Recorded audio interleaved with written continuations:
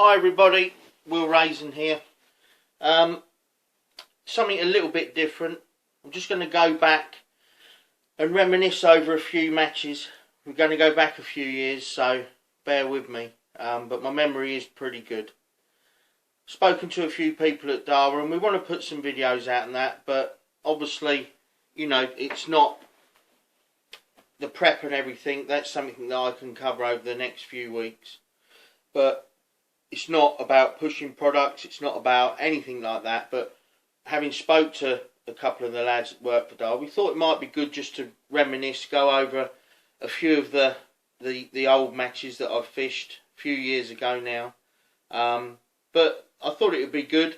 And before we get into like the World Championships and that and everything else, I want to take you back right the way to 1997. And I'm sort of showing how old I am now.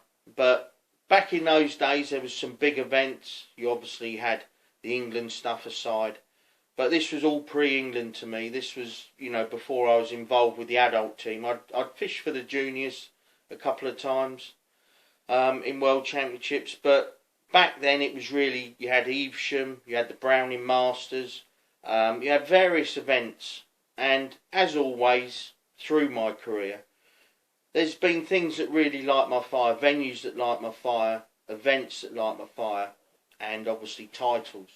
And there's things that I want to, you know, really get the bit between my teeth and want to win. And the Browning Masters at this time was one of them.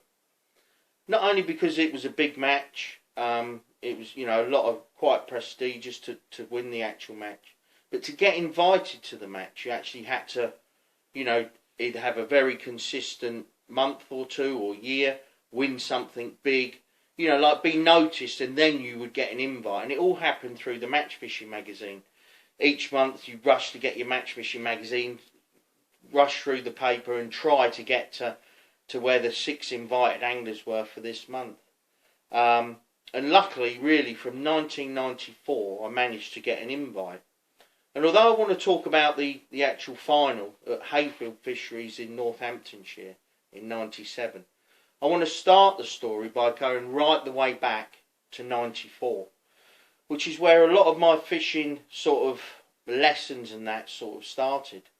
Obviously I'd fished at quite a high level before then. I'd been fishing for Dorking, I'd fished Winter League finals, Super League finals. But when I look back, I really do think from 1994 to the early 2000s is where a lot of the valuable lessons for me were learned.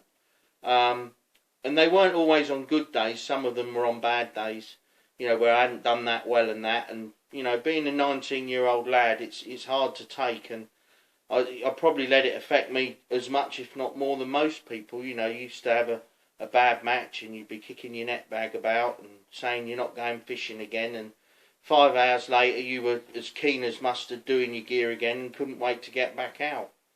So, like I say, we're going to start this story in 94. The World Championships are at home Pierpont, and the Browning Masters I'd been invited to for the first time, and it was at home Pierpont. So, like I say, the scenario set, I'd been up there with Stevie Gardner, who I'd been travelling with by this point for a few years, to actually watch him in the England trials at home Pierpont back then. Because it was on home soil, they'd actually invited 20-25 anglers to fish these trials. Not only to see, you know, what anglers were on offer, but also to create match scenarios. And like I say, I was lucky enough that Stevie invited me up to these trials. We'd travel up on the morning, sometimes the day before, have a practice. I'd watch and learn. And the amount I learnt about volumes of bait to feed, and you know, back then, you know, we're not talking pellets or micros or expanders or fish meal. You know, we're talking normal ground baits. You know, just all pre sort of high protein baits. So it's maggots, casters, bloodworm, various other baits, and it was all about the volume of bait you'd feed, how long these roach and perch would stay in your peg, and I'd learned an unbelievable amount. At the time, I probably didn't realise, you know, with the international fishing I was going to be doing, the sort of good stead it put me in. And I can only thank anglers, you know, like Stevie Gardner, that actually offered to take me, you know, and you know, go from there. But you know, we were great friends, and you know, we still are to this day. But fantastic times. So, like I say, the trials came and went. Then it was the time for the Browning Masters at home Pierpont. So you can imagine I'm being invited to my first match. The World Championships is going to be there later in the year. You've got Dick Clegg walking the bank, who was the England manager at the time. Various, you know, top anglers. You had anglers that were just awesome back in the day. Mark Addy, you had Kevin Ashurst, you had, you know, all of them were there. Stu Killen, Simon Rolfe. That's without mentioning the likes of Alan Scott and Steve Gardner, Bob Nudd, Dennis White. You know, it's just like a who's who of match fishing's elite, really, at the time. So the draw came and went, and I got to my peg, and like I say, it was a long time ago. There's a lot of things I can remember, but I can't remember what peg number I drew. But wanting to impress, I went there, and bearing in mind, although it was at home Pierpont where the World Championships was going to be, it was any method. So feeder was allowed, Wagner was allowed, pole. And wanting to impress, you know, the people watching, and also you had Dick Clegg, you know, and even at this age I was really chomping at the bit trying to get in the England team. I'd just finished with the juniors. I think I'd fished a couple of friendlies for the adult team, or it might even have been early the following year, 95, maybe 96. But anyway, so we're in 1994. Let's have a sip of my coffee before it gets cold. Yeah, so I get to my peg, setting up. Now I'm going to fish international style. I'm not going to fish a feeder. I'm just going to fish a long pole. And obviously, I thought I was at a massive advantage because I'd been and watched the trials. I knew what Stevie was doing. I knew what the other guys were doing. I knew about the presentation. You know, everything I thought I knew. And whilst I was getting my gear out and sorted out, Mark Addy rolls up next to me. Now, at the time, I didn't know Mark that well. He was obviously in the England setup at the time. He'd fished, you know, at the highest level, and was a fantastic angler, and since turned into, you know, a very, very good friend. And I've got nothing but respect and admiration for Mark. He's a fantastic guy, and like I say, but I didn't think so after this match, by the way. But Mark decided to fish more of like a northern style approach, which was like a spring tip. So it's not a swing tip, it's not a quiver tip, but it's on a spring. And you know, the older generation that happen to watch this will know exactly what I mean, but the younger ones will probably have to look it up on the internet or even Google it. But so Mark's fished like this. I fished a long pole. To cut a long story short, Mark won the match and I blanked. So as you can imagine, I certainly wasn't too happy afterwards. Should have fished a feeder, but the want to impress and to impose myself was almost bigger than the want to try and win the match. But Mark fished an absolute blinding match. Little tiny cage feeder feeding bloodworm on the hook, and I think he caught about, if I'm not mistaken, about 11 pound of perch. I think he had one roach as well. And it's something that he didn't really let me forget that easily. But there is a little bit of a twist to this one, and you'll find out when we actually start talking about the match that I want to talk about. So anyway, Mark did fantastically well. I think Stevie won his section. I think he caught 2 or 3 perch again on the pole. But it was widely sort of dominated by the guys that came and fished a feeder. But I think for the England guys that was a valuable lesson, because what that told them is that the fish tended to stay at range when there was a lot of people on the bank, and obviously Slider came into it in the World Championships. England were victorious, and Bob Nudd actually came out individual champion, so it all worked out well in the end for the England team, and a fantastic time to be involved in match fishing. So the next 1 or 2 years came and went, but then it was 1997. And by this time, we'd fished a various amount of matches at Hayfield in Northamptonshire, and it was a venue that I'd really clicked with. Very, very similar to the fishing I was doing at home.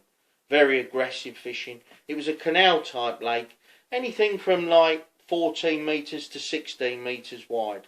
But it really rewarded an aggressive style of fishing. When I say aggressive, I'm saying 8 to 10 pints of casters, loose fed with a catapult. You catch shallow against the far bank. If you had a little bit of room, you could catch shallow down the middle. It was absolutely fantastic. Beautiful place at the time as well. All grass, wooden platforms. Absolutely fantastic. Really, you know, if I could go back to a venue in its heyday. And that's the one thing you do notice when you've been fishing a few years, is that venues come and go. There's, you know, the venues are still there and there's still fisheries. Hayford to this day still is. But there's venues where the top anglers want to go. And it might be one year the River Trent, the next year Worsborough Reservoir, the next year, you know, it could be a venue down south, the River Thames, and anglers seem to swap and change, and there's a hot venue, and there's some events there, and everybody fishes there, and then you move on. And at this time, for a number of years, excuse me, it was Hayfield. All the top anglers are going there, the Super League finals are there, all the big finals, including the 1997 Browning Masters, which is the match that I'm going to carry on and talk about. But, like I say, there's a few little twists to this one, and when I look back, a few of them do put a smile on my face. Like I say, back then, 1997, so 22 years old, so hungry. I mean, I'm unbelievably keen now. I'm so hungry now for my fishing, and when I look back then, it was just a complete obsession. Not just with winning, not just with beating people, but little things used to really light my fire. Like a lot of the venues I wanted, a lot of the venues I went to, I always wanted to be the weight record holder. It meant more to me than winning matches. It meant more to me than I wanted to be the person. And at the time, I was like, I think I had top weight at Willow Park, top weight at Gold Valley, a few venues in the area. And this was the first one where you could go on a Wednesday Open and there'd be like 80 people there. You could go on a Saturday Open and there'd be 100, 120 people there. It was frightening. Anybody who was anybody wanted to be on those matches. Not just the prestigious matches there. Not just the Super League finals there. Not just, like I say, the invitation matches, but the Opens. People were there because they knew it was the place to be. And me and Stevie, again, travelling together back then all the time, it was no different. We were there, you know, a lot of the Wednesdays I'd travel on my own, but a lot of the Saturday and Sunday matches we'd be there.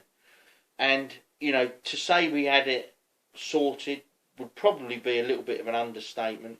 You know, I started going there a few years before and absolutely loved the place. Full of carp between £3 and £7. Odd bigger one, odd smaller one, odd little tench, not many silverfish. But by attacking it with a volume of bait, you could get them in your peg from almost anywhere. Now, about a month before the Browning final, I was fishing an Open there. Now, it's like a snake lake, like a zigzaggy lake, so you had bridges across to get to the various different pegs. And the hot areas, when there was a lot of pegs, were obviously next to the bridge. You know, there was just a few more fish there, bigger fish, you had a little bit of room. And like I say, I'd won quite a few matches at Hayfield by this time. But there was one thing that was, like, very hard for me to do, and that was to break the record. And I always remember the record. It was £126. I don't know who said it, but at the time, it's like engraved in my memory, because I can remember on matches thinking to myself afterwards, quite a few times I caught close to £100 or just over, but there was one Pacific match, and it was on a Wednesday, probably a month or so before the Browning Masters final, and I drew on the bridge. Again, I can't remember the numbers off by heart, but I drew next to the bridge, and after 3 hours I was absolutely flying. I caught some big fish, and always remember there was these big ghosties cruising around, and I caught one this day. But with about 2 hours to go of the match, I netted a fish and my landing net handle broke, and I've still got the scar on my thumb now. And it actually broke where I was holding it when I was netting this fish, and it really, you know, it wasn't anything obviously life-threatening, but at the time it was like, oh my God, you know, that's quite a bad cut. Went up to the CAF, and they actually took me to the local hospital, and I think I had like 4 or 5 stitches in it. Came back and the match had finished, and they'd weighed me in, and I'd weighed in 94 pounds. Now, obviously, I'm thinking 2 hours out, and rather than thinking, well, my hand's okay, you know, let's just get home, everything's in one piece. Again, I was kicking my gear around, thinking 94 pounds in 3 hours. I only needed another 40 minutes, and I could have broke the record, and it made me even more determined to go back. So forward wind a little bit, 1997, same year, but forward wind a few weeks. Hands healed up. I've been back there fishing, and it's the Browning Masters final. Like I say, I wasn't too worried where I drew, because you knew that a lot of people had bait with them, obviously 3, 4, 5 pints of casters, but we used to go armed with over 10 pints of casters sometimes. It was frightening, but back then people would, you know, if you went on a local match on the River Thames, people would have a gallon of maggots with them and a gallon of hemp and some casters and some ground bait. You know, people thought nothing of spending, you know, a big amount of money on bait, and it was vitally important that you have more, you know, because it's okay, you know, at the start of the match, but when people start running out of bait, if you could up your bait at Hayfield, you ended up with so many fish in your peg. And basically there were 2 approaches. I used to use small census divots at the time. They were like a silvery colour and just a dome top. Well, I'd have 2 or 3 rigs of those, and back then again didn't have loads of tops from a pole. It's not like now where I've got 20 tops from my poles and I can put up as many rigs as I like. It was all pre-hydroelastic days, you know, like Zim number 8, Zim number 10. And these little tiny, I've probably got some in my tackle room, to be fair, because it's not the sort of thing I'd ever throw away. I have to have a look for them actually, because I do like looking back at gear that's served me well in the past. But like I say, using these small dibbers, fishing around a foot deep, and it was what was lovely about Hayfield, it was deep against the far bank. So you had 2 lines in one, almost like today's conventional pellet waggler line. You can loose feed pellets, fish a pellet waggler, but you've got your bomb line underneath. Well, Hayfield was very, very similar. Most of the pegs you were fishing across, butting up to some reeds or a little bit of bare bank if you could. And reeds was always best because you could get some fish in the reeds. Some of the casters that would just go on, like when you were loose feeding them on the overspray, they go into the actual rushes and just keep fishing your peg. But like I say, you'd have two ways of attacking it on the same line. One fishing shallow, and I'm literally saying fishing 4 or 5 inches from the far bank, and then one rig from the bottom. And used to start shallow and go on to the bottom afterwards. Sometimes fishing on the bottom with a whole worm over loose fed casters. It was absolutely deadly. Like I said, on a lot of matches where you go and there was like 40 or 50 guys there, it would go every other peg and you could catch them loose feeding down the middle.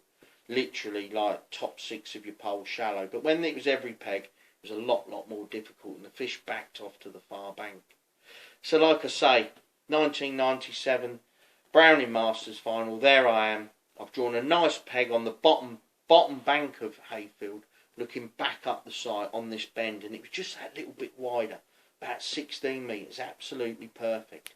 Get a few more fish in your peg, and where you were going round a bend, everybody was angled away, so not only was it wider, but you actually had, you know, more room because you weren't in a straight line, you were angled away from each other. And I just really liked this area. I'd won some matches there before. And this is the first little twist. Obviously, back in 94, I'd been next to Mark Addy. He'd won the match and I'd actually blanked.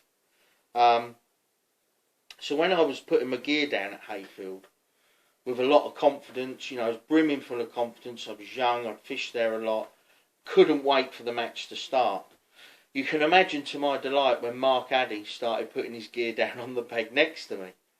And immediately I was saying to him, brilliant, I can get my own back, blah, blah, blah, blah, blah. And, you know, it just went on from there. I've got a fantastic relationship with Mark.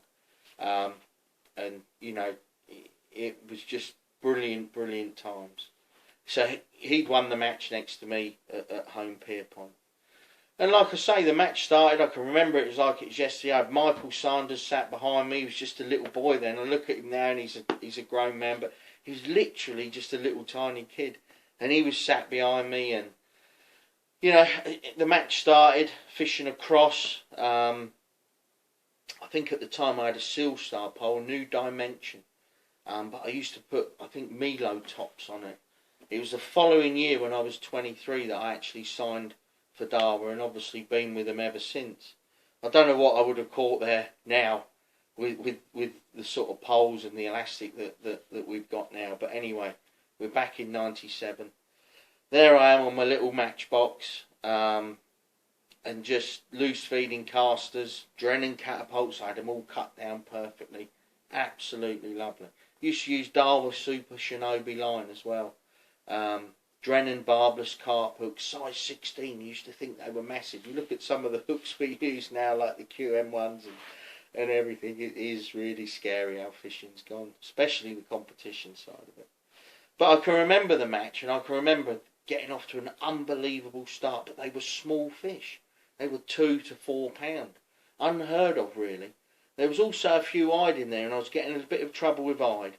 But again, as quite often happened at Hayfield, when everyone started keen and they were firing bait in or throwing bait in, but halfway through was always the crunch time when you carried on or even got more aggressive, pumping the bait, and the fish just seemed to converge on your peg, and you used to get more and more and more and more fish in your peg.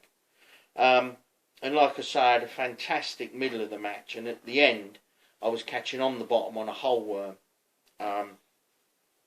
And yeah, just a fantastic match. But all the lessons I'd learned, you know, from the practice matches, you know, quite often me and Stevie would go there practicing or on a match, and we'd fish on till dark and then drive home. A lot of the matches were in the summer, and some of those evenings spent just, you know, watching Stevie fish or trying things and bouncing ideas off each other. This particular day all paid off for me. I had a fantastic match, like I say, £146, broke the match record, and more importantly, or as importantly for me back at the time, actually won the match.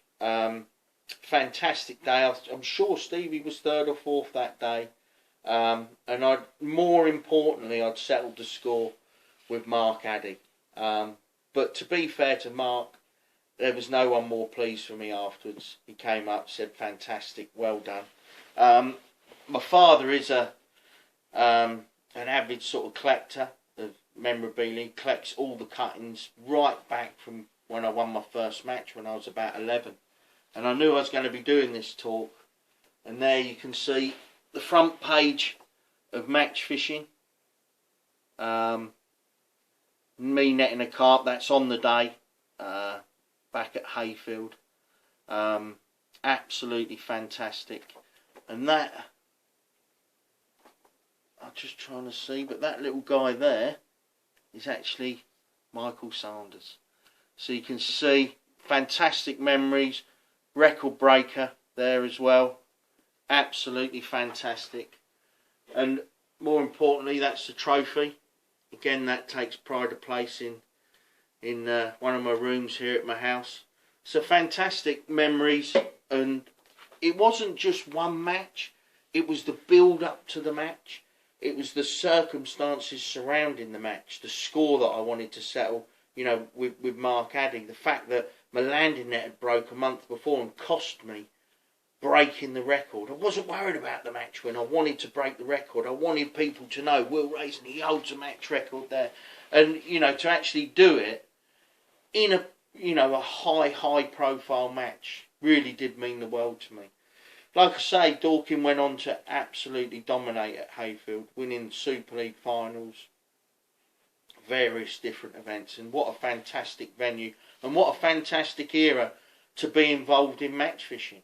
Absolutely superb. Like I say, the experience that you gain, it's amazing. I still think sometimes when I'm fishing casters and maggots now for F1s, I think to myself, I've been doing this sort of fishing since 1995, and it's fantastic. But you know, back then, you know, the anglers were not so into the carp fishing. You know, like all the top anglers did a little bit of it and dabbled at it, and it was a brilliant time to be involved in, you know, the born of the commercial side, because it wasn't too long after that and pellets really started to dominate.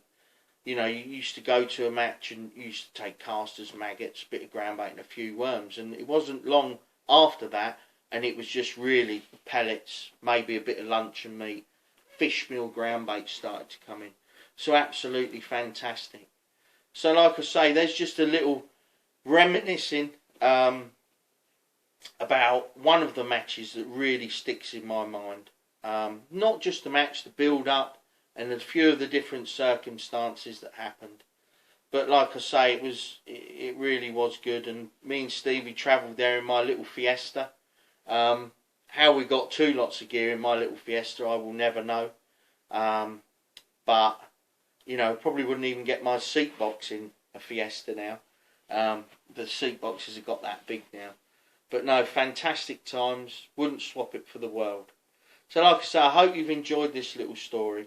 What I'm going to do, instead of reminiscing about too many matches, I'm just going to pick some of the really important ones, the big ones. The next one I'm going to do will be on my World Championships debut in 1998 in Croatia. Again, fantastic times. But what I'm going to do, I'm going to start right the way back from 2 weeks before, and the build up, the phone call that I got to tell me that I was in the team. So like I say, look out for that one, be coming in the not too distant future. But until then, stay safe, look after yourself, and I'll see you on the bank very soon. Bye bye.